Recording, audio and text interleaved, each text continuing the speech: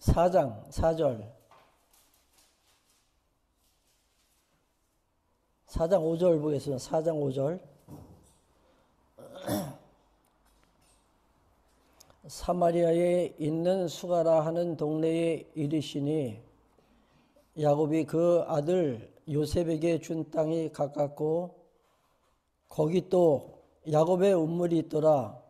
예수께서 행로에 권하여 우물 곁에 그대로 앉으시니 제6시쯤 되었더라. 사마리아 여자 하나가 물을 길러 왔음에 예수께서 물을 좀 달라 하시니 이는 제자들이 먹을 것을 사러 동네에 들어갔음이로라. 사마리아 여자가 가로되 당신은 유대인으로서 어찌하여 사마리아 여자 나에게 물을 달라 하나이까 하니 이는 유대인이 사마리아인과 상종치 아니함이로라. 아멘.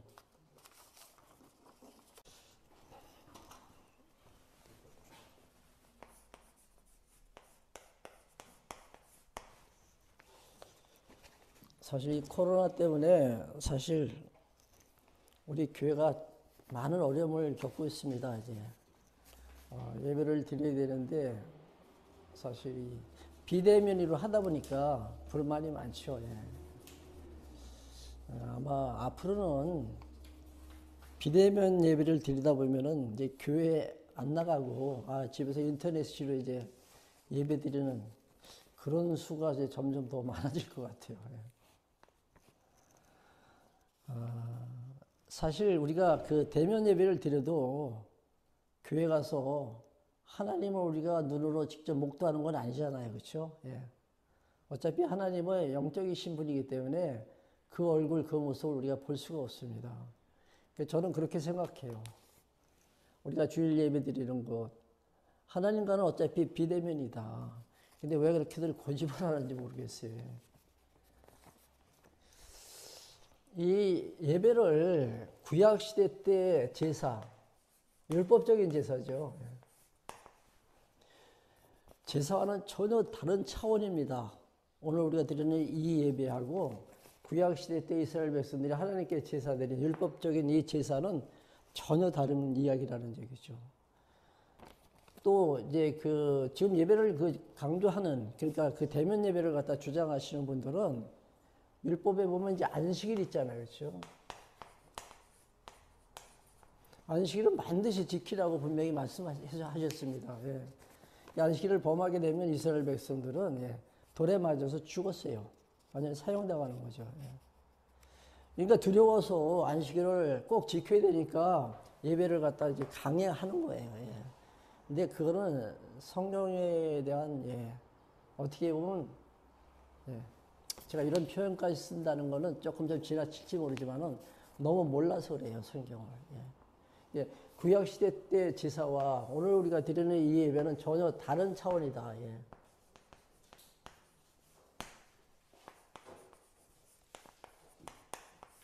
오늘 이 수가성 운물가에서 이제 예수님께서 이제 여인을 만나잖아요. 그 여인과의 그 대화 속에서 정말로 진정한 신령과 진정된 예배가 어떤 예배인지 오늘 한번 잘 우리 한번 정리합시다. 우리 예배하면은 되게 이제 주일날 11시고 또 시간이 정해져 있잖아요. 그렇죠? 근데 이게 어떻게 보면 지금까지 내려온 전통이에요. 꼭 11시에 드려야 된다는 부분 사실 없잖아요. 그렇죠? 10시도 상관없고 2시도 괜찮아요. 오후 2시도. 꼭 이날이 아니더라도 토요일도 상관없습니다. 월요일날, 금요일 아무 때나 들어도 상관없다는 얘기죠. 시간에 우리가 제한받을 필요가 없어요. 장소도 역시 마찬가지예요. 여기를 지금 이제 예배드리는 처소를 사람들이 성전이다 그렇게 부르잖아요. 성전. 성전은 그 예루살렘 성전만이 성전이에요. 예루살렘 성전만이. 그러니까 다윗의 아들 솔로몬이 지은 그 성전만이 하나님 거하시는 처소라는 얘기죠. 오늘 우리가 예배드리는 이 장소는 뭐라고 부르면 좋겠어요? 여기는 성전이 아니고 예배 처소다. 모이는 장소니까 회당이다. 여기는 그냥 우리가 예배드리기 위해서 만나는 그 모임의 장소예요. 그 이상 그 이하도 아니라는 얘기죠. 근데 아마 우리 샬롬교회는 이렇게 작은 교회고 또 이렇게 상가 위층에 이렇게 위치하니까는 그냥 뭐 회당이다 뭐 예배처소다 이렇게 말해도 사실 사람들이 그 이상하게 생각을 안 할 거예요. 근데 십자가 종탑이 굉장히 높이 올라가고 뭐 수천 명씩 모이고 그 대형 교회들 있잖아요. 맘모스 교회들. 그런 교회들을 여기가 성전이 아닙니다라고 하면은 반발하겠죠. 그렇죠? 반발할 거예요. 그리고 그렇게 그 성전을 죄송합니다. 저들이 말하는 대로 성전을 건축할 때 그냥 예배드리는 장소입니다. 우리 이 장소, 그러니까 모임의 회당을 집시다 이러면은 그렇게 사람들이 헌금을 안 할 거예요. 그러니까 하나님 거하시는 처소가 성전이고 이제 성전을 지으려고 하니까 사람들이 마음을 같이 해서 연보하고 헌금을 해서 그 큰 어마어마한 그 성전을 갖다 지읍니다. 예. 근데 분명한 것은 성전이 아니에요. 이따 11시 예배 때 다시 한 번 또 말씀드리겠지만은 하나님도 그곳에 안 계시다 그랬잖아요. 그렇죠? 하나님도 그곳에 안 계시다 그랬어요. 여인과의 대화 속에서 그 여인이 묻죠. 예수님께서 먼저 이제 그 여인에게 다가서서 나에게 좀 마실 물을 좀 달라.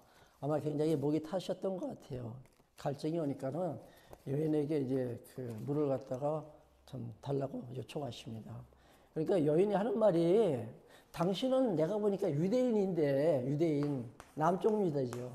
남쪽 사람인데 우리는 북쪽 사마리아에 산다. 이 사마리아 성을 이 사마리아 지역을 예수님께서 이제 가시다가 그 여인을 만난 거예요. 이 사마리아에서. 근데 남쪽 유대 사람들은 사마리아 사람들과 상종조차 안 합니다. 왜? 인간 취급을 안 하는 거예요. 그만큼 특권의식이 있고 저들은 선민의식을 갖고 있기 때문에 자기들만이 하나님의 백성이고 이방인들과는 저들이 교제를 안 한다는 얘기죠. 같이 앉아서 밥도 안 먹습니다. 그런데 어찌해서 나 같은 사마리아 여인에게 물을 달라 하십니까? 의아했던 거죠. 그래서 예수님께 질문을 던집니다. 이미 그 전도사님께서 이 말씀 한번 하셨죠. 기억나죠? 예. 제가 이제 정리하기 위해서 이제 오늘 이 말씀을 이제 전하는 거예요. 그러면서 이제 네 개의 남편이 있는데 남편이 뭐 5명 있다면 막 이렇게 예수님께서 말씀하시잖아요. 그러니까 이 여인이 이제 깜짝 놀라는 거죠. 처음 본 사람이 어떻게 내가 남편이 5명 있었던 걸 어떻게 아냐는 거죠.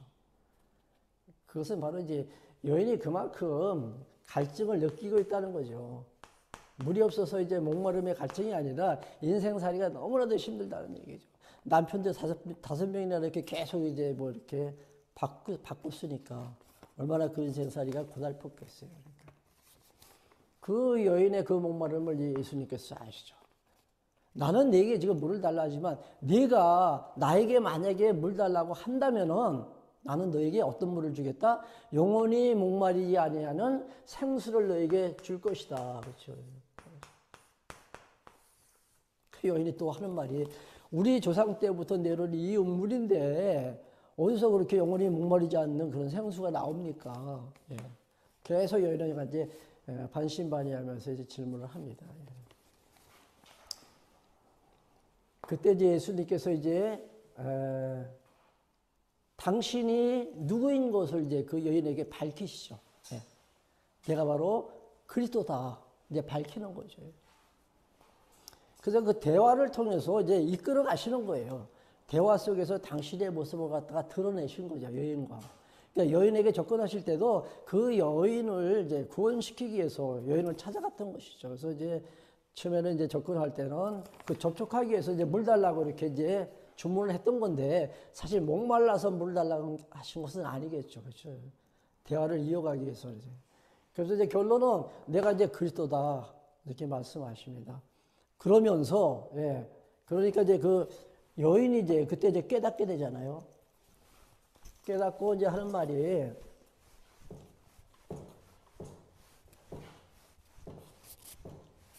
지금까지는 사실 서론입니다. 예. 이제 그 예배가 진정된 예배가 무엇인지 이제 여기서부터 정리를 할 거예요. 자, 그 이스라엘 나라가 여기가 그 갈릴리 호수예요. 그리고 여기가 이제 사해바다. 그 사해바다라고 들어봤죠? 예. 여기가 롯입니까? 누가 이제 여기서 소금 기둥 된 사람이 누구예요? 그 바다에 사해바다. 예. 여기 사해바다 여기가 이제 갈릴리 호수고 예루살렘이 바로 여기 있습니다. 근데 이제 분국이 되면서 나라가 이렇게 갈라지면서 여기가 남유다고 이쪽이 여기가 북이스라엘이에요. 그 성전은 어디 있어요? 이 예루살렘 여기 도서관에 성전이 있잖아요. 근데 구약 시대 때 율법적인 제사의 세 가지 그 필수적인 조건이 뭐라 했습니까? 반드시 성전에서 누가? 대제사장이 무엇을 가지고? 흠없는 거룩한 제물 가지고 제사를 드릴 때 하나님께서 그 제사를 받으십니다. 만약에 이 세 가지 중에 하나만 결격 사유가 있어도 하나님은 절대 안 받으세요. 그 여인의 생각은 지금 이스라엘 백성들은 성전도 없잖아요. 그렇죠? 그리고 제사장은 반드시 레위지파 사람이어야 돼요. 레위지파. 근데 그냥 그 관전매매라 그러나요? 돈 주고 이제 그 제사장직을 사는 거예요. 돈 주고. 그런 제사, 레위지파 사람도 아니고 성전도 없고, 그리고 재물도 아무거나 막 갖다 이렇게 바치고 하나님께 제사 드린다고 그렇게 말하는 거죠. 그러고 있어요. 지금 이 북쪽 사마리아 사람들. 이 사마리아는 북쪽 이스라엘의 도성입니다. 남쪽 유다의 도성은 예루살렘이잖아요. 근데 당신들은 우리는 여기 사마리아, 여기 그리심산이라고 있습니다. 그리심산. 이 나라가 갈라지면서 그 남쪽에 이 예루살렘 성전에 가지 못하니까 이 북쪽에다가 단을 두 개를 만들어요. 하나는 베델에다, 하나는 단에다가 이렇게 단을 만들었습니다. 그래서 거기서 이제 하나님께 제사 드린다고 이제 저들이 의식행위만 하는 거죠. 예. 근데 그 여인이 지금 묻습니다. 우리들은 여기 그리심산에서 여기서 제사를 드리는데 당신들은 여기 예루살렘 성전에서 제사를 드리고 있습니다. 이걸 아는 거죠. 그렇다면 우리는 어디서 제사를 드려야 됩니까? 이렇게 질문을 하잖아요. 그렇죠? 어디서 제사를 드려야 될까요? 여인이 궁금했던 거는 자, 이스라엘 백성들은 여기 북쪽 이스라엘이죠. 이스라엘 백성들은 단과 베델에서 제사를 드렸다는 얘기죠. 근데 당신들 보니까 예루살렘 성전에서 제사를 드리고 있는데 그렇다면 우리는 어디서 제사를 드려야 되는 거죠? 어디서 드려야 될까요?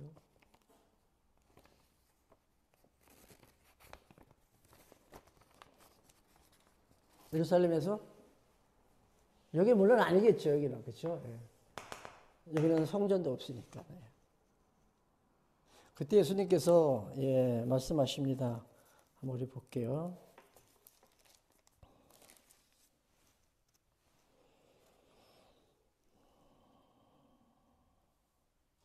20절입니다.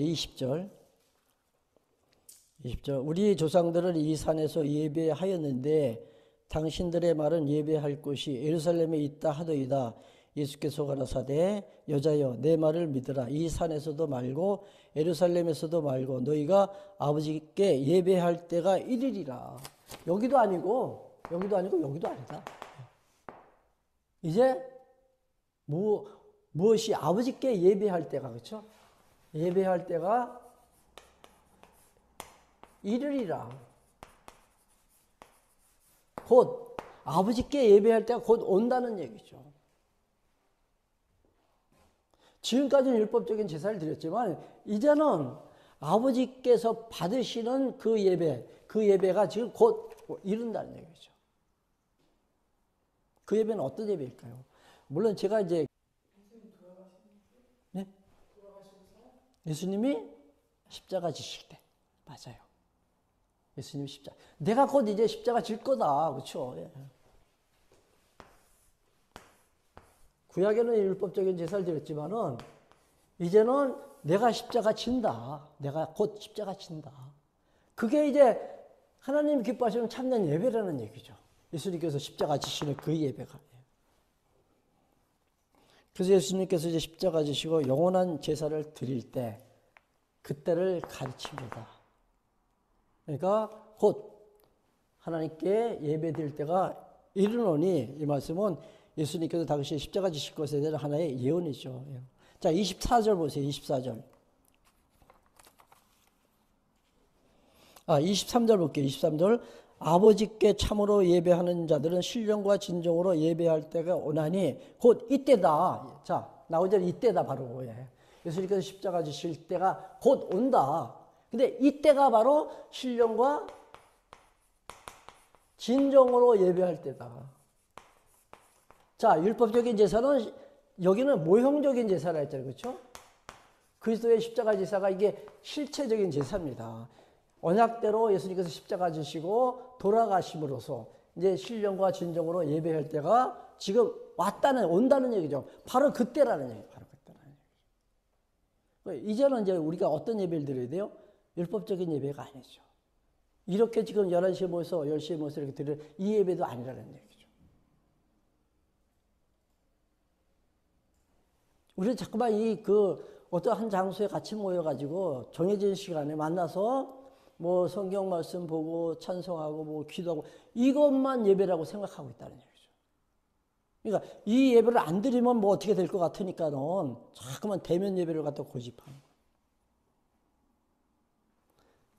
내가 이제 십자가 지고 이제 하나님께 참된 제사 드릴 때가 이제 오는데 바로 이때다. 그때는 어떤 예배를 드려요? 신령과 진정으로 예배를 드린다는 얘기죠. 그럼 여기서 이제 우리가 풀 것은 신령과 진정이 무엇인가? 이거 하나만 풀면 돼요. 신령과 진정.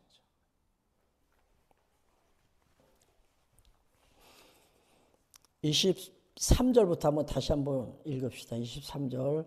아버지께 참으로 예배하는 자들은 신령과 진정으로 예배할 때가 오나니 곧 이때다.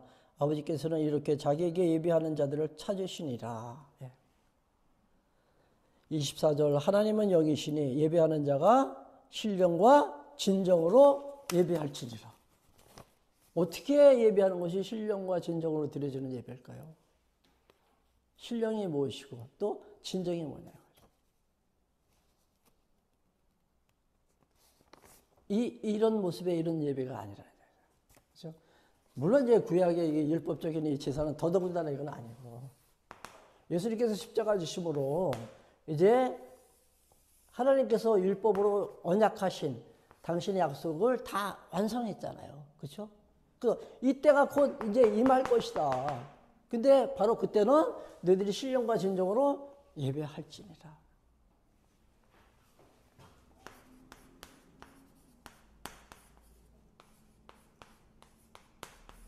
신령은 뭐 우리가 쉽게 생각할 수 있잖아요. 그렇죠? 이건 영적인 예배입니다. 진정은 이게 진정하니까 이게 잘 와닿지가 않는 거예요. 진정은 진리예요.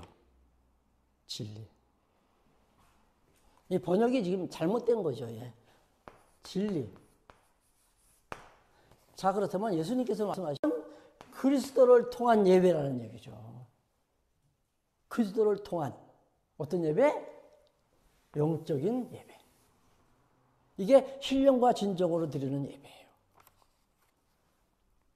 다시 한번 말씀드릴게요. 그리스도를 통해서 드려지는 영적인 예배가 신령과 진정으로 드리는 예배라는 얘기죠.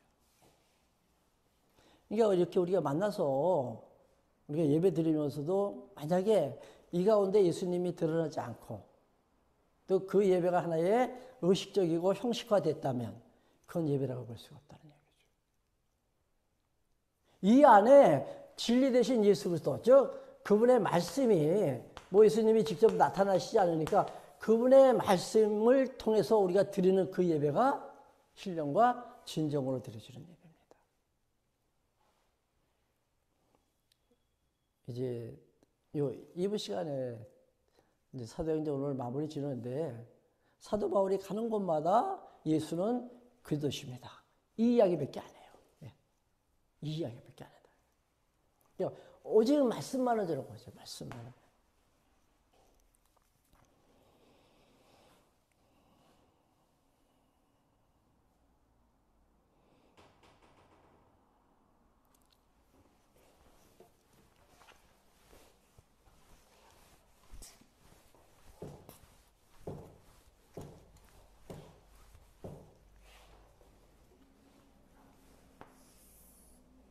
오늘 잘 정리하세요. 예배가 뭔지 확실하게.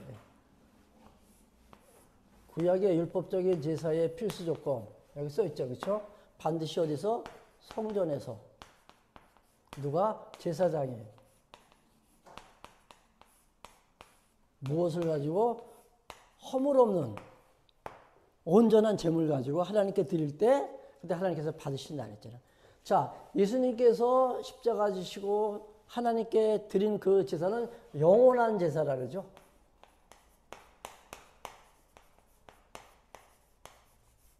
이게 이제 그 히브리서에 보면은 영원한 제물이 되시고 또 영원한 제사장으로 영원한 성전에서 예수님께서 하나님께 드리심으로 다시 두 번 다시 드릴 필요 없다 그러죠. 그래서 이 영원한 제사는 단번에 드리죠. 영원한 제사라는 얘기입니다. 자, 그분이 영원한 성전이 어떻게 되십니까? 예수님께서 제자들에게 그러시잖아요. 너희들 한번 그 예루살렘 성전 한번 헐어봐라. 그럼 내가 3일 만에 다시 짓겠다. 근데 정말로 예수님께서 3일 만에 다시 지으시잖아요. 몇십 년 걸려서 그 허물어진 그 성전을 예수님께서 다시 3일 만에 지셨어요. 어떻게? 성전이 허물어졌다는 것은 예수님의 그 육체가 죽으셨다는 얘기죠. 며칠 만에 부활하세요? 3일 만에 부활하셔. 이 말씀은 무엇을 의미하냐면 당신이 영원한 성전이라는 얘기죠. 당신. 그분이 영원하신 분이니까. 그렇죠? 예수님이 영원하신 분이니까 그분이 드리는 그 제사는 영원한 제사가 될 수밖에 없죠. 그렇죠? 인간들은 영원한 존재가 아닙니다. 그러니까 인간들은 드리고 또 계속해서 드려야 돼. 언제까지? 죽는 날까지 드려야 돼. 얼마나 번거로워요. 근데 예수님께서는 이 모든 문제를 십자가를 통해서 다 이루어주셨잖아요. 그렇죠? 그리고 왜 그분이 예수님이 영원한 제사장인가? 이스라엘의 그 제사장 가운데 대제사장이라고 있습니다. 그러니까 대제사장. 그 대제사장은 1년에 한 번 그 성전에 가서 이제 하나님께 제사를 드리죠. 그 대제사장이 성전에 들어가서 하나님께 제사할 때 하나님께서 받아주시면 이스라엘 백성들이 1년 동안 지은 모든 죄가 다 깨끗이 다 해결이 돼요. 용서를 받아요. 근데 이 인간 제사장은 아론의 반차를 따라왔다래죠. 근데 이 아론이 누구냐면은 모세의 형이에요. 그 모세는 레위지파고. 그러니까 레위지파에서 제사장이 나온다 그랬잖아요. 근데 이 아론의 그 자손들이 계속 이 대제사장직을 갖다 맡았어요. 그러니까 인간 제사장은 아론의 반차를 따라왔지만은 당신은 누구의 반차를 따라오셨다 했어요? 멜기세덱의 반차를 따라. 이게 히브리서에 나오죠. 이 멜기세덱은 난 날도 없고 죽은 날도 없다 그랬습니다. 멜기세덱은 처음이고 마지막이라 했어요. 영원한 존재라는 얘기죠. 영원한 존재. 그러니까 영원한 성전에서 영원하신 대제사장이 자 제물 가지고 어떤 제물? 온전한 제물 가지고. 우리 말라기서를 통해서 지난번에 간단히 말씀드렸는데 11조에 대해서 말씀드렸잖아요. 그죠? 11조.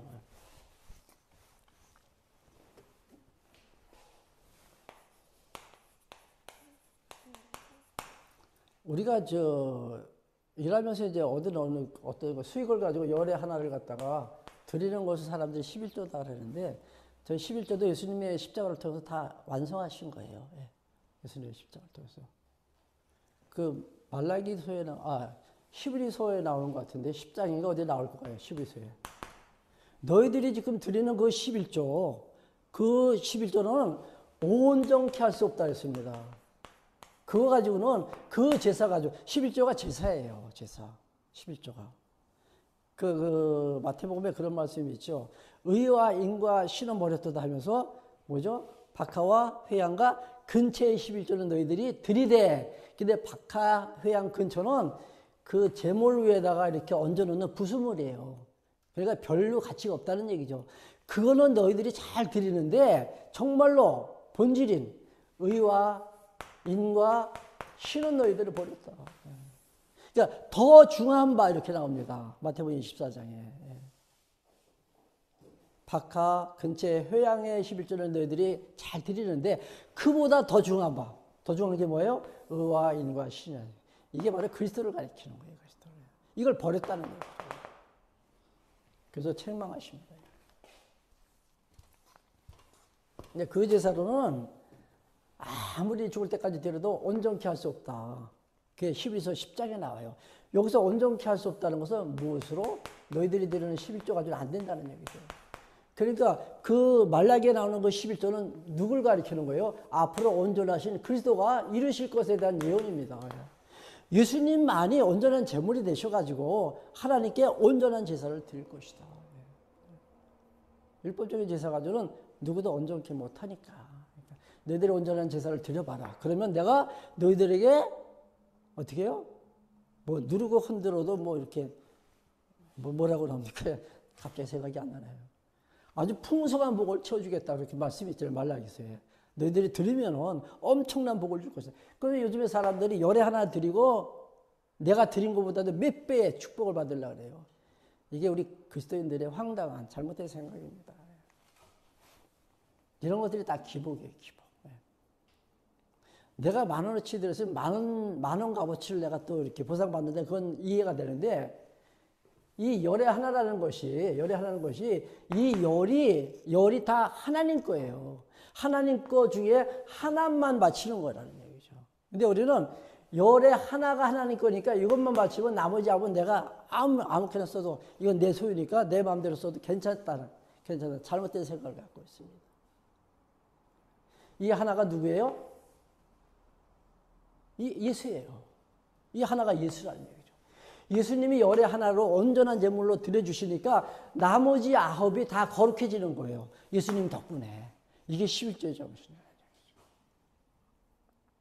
이해가 되죠? 열의 하나는 그리스도를, 이 하나는 그리스도라는 거예요. 나머지 9을 거룩하게 하기 위해서 예수님이 온전한 제물로 하나님께 드려주시니까 이 9도 역시 예수님 덕분에 깨끗해지는 거죠. 이게 예수님께서 이제 영원한 성전, 영원한 제사장, 영원한 제물이 돼서 하나님께 제사를 드리십니다.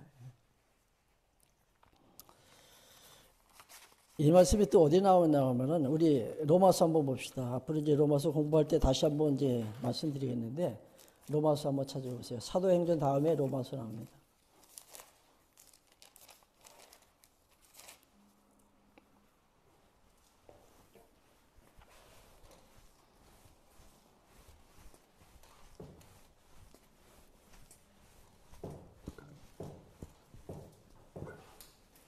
여기까지 잘 따라오셨죠?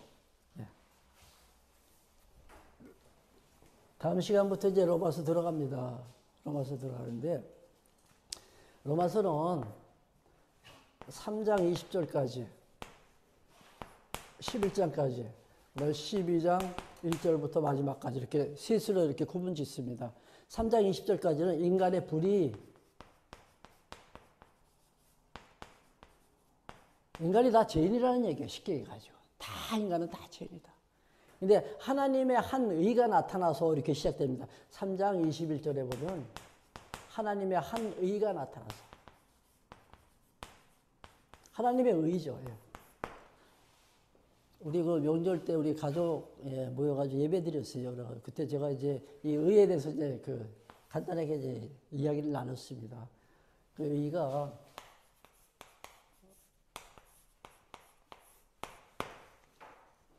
이게 뜻의 의자잖아요. 그렇죠? 뜻의 의자. 그리고 옳을 의자입니다. 두 가지 의미를 갖고 있어요. 뜻이라는 뜻, 옳다는.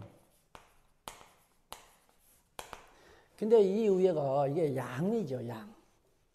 이게 양이에요, 양. 그리고 요게 아자입니다, 아자. 요게 전체가. 이게 나라는 뜻이죠. 자아 할 때 우리가 저 아자를 써요.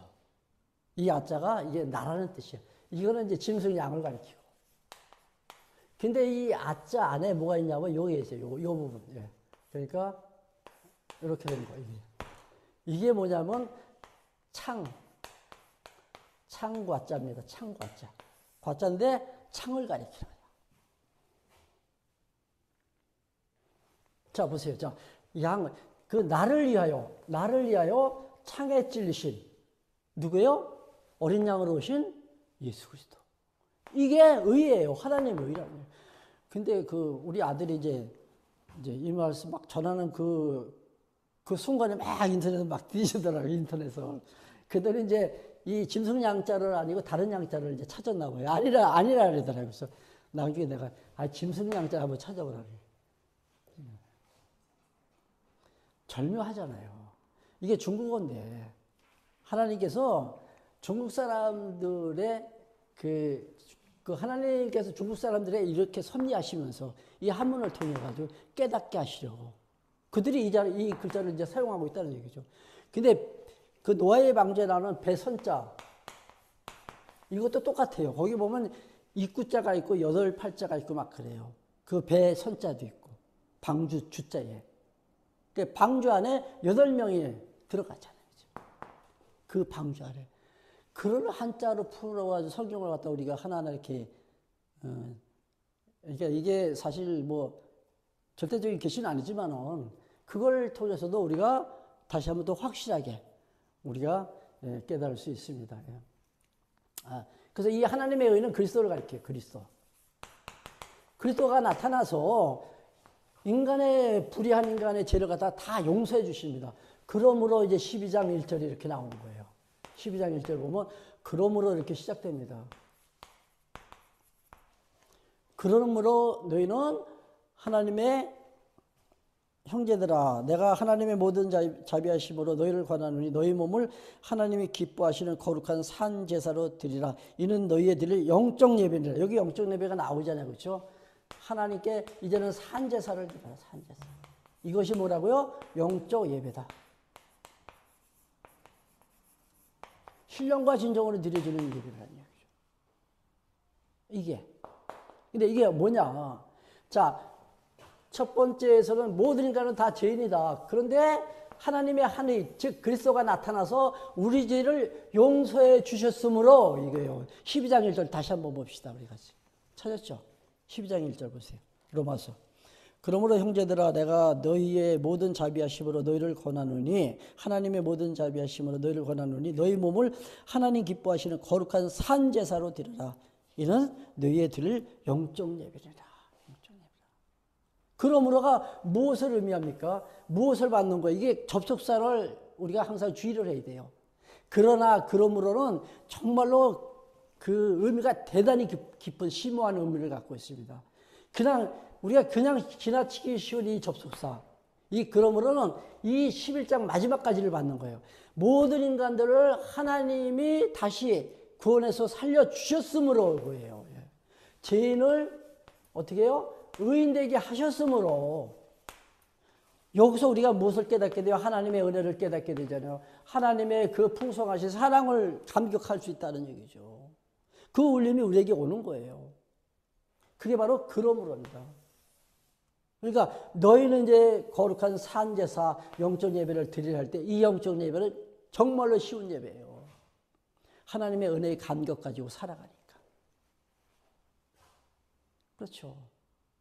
왜 인생살이가 그렇게 힘들고 고달퍼요? 하나님의 은혜를 잠깐만 잊어버리니까, 망각하니까 그래요. 하나님께서 베풀으신 그 놀라운 은혜 우리는 순간순간 기억하면서 살자는 얘기죠. 순간순간. 밥을 먹을 때 어떤 기도하십니까? 예수님께서 만찬 석상에서 그 제자들의 발을 씻기시면서 하신 말씀이 있죠. 이 피는 생명의 피다. 이 떡은 내 몸이다. 이러시면서. 너희는 앞으로 계속 기억하면서 살라 그러죠. 그러니까 먹을 때 항상 기억하라는 얘기예요. 무엇을? 그리스도의 십자가의 은혜를 갖다가 계속해요. 그러면은 그 은혜의 감격이 나를 갖다 그냥 어떻게 한다고요? 견인해가지고 다녀요. 고장난 차, 견인차가 와서 이렇게 끌고 가듯이 나를 견인해서 간다는 얘기죠. 그러니까 이 산제사, 이 영적 예배는 참으로 쉬운 예배예요. 엄청 쉬워요. 억지로 하려니까 힘들지. 은혜의 감격이 없으니까 힘들죠.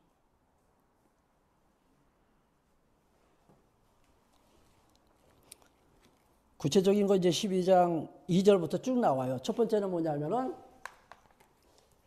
로마서 할 때 자세히 더 이제 부연해서 설명드릴게요. 자, 산제사, 영적 예배가 뭐냐?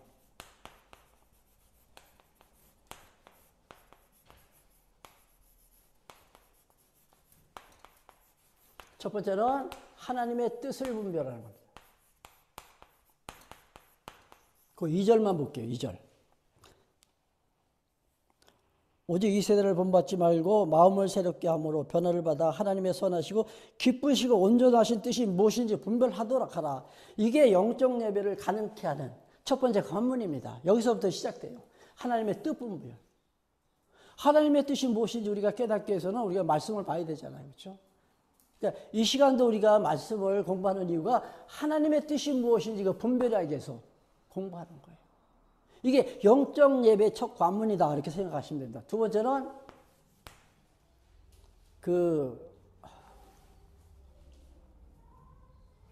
잠깐만요. 갑자기 내 생각이 안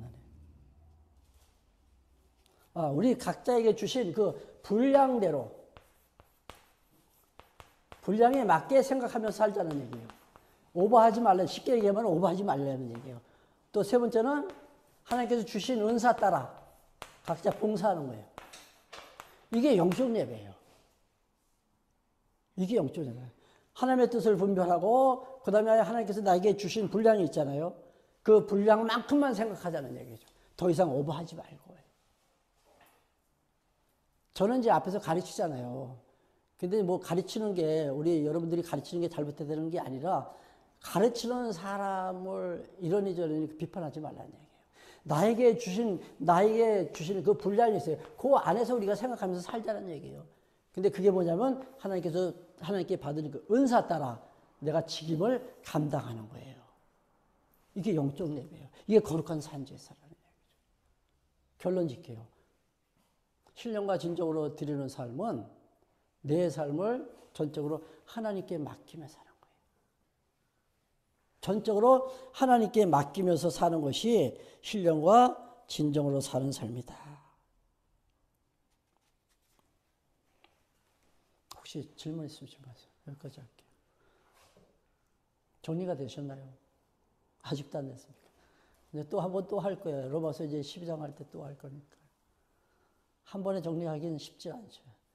뭔가 그래도 뭔가 어렴풋이나마 이렇게 잡히죠. 네. 율법적인 제사는 아니다. 네. 눌렀어? 꺼도 되지. 다시. 자, 그럼 우리 한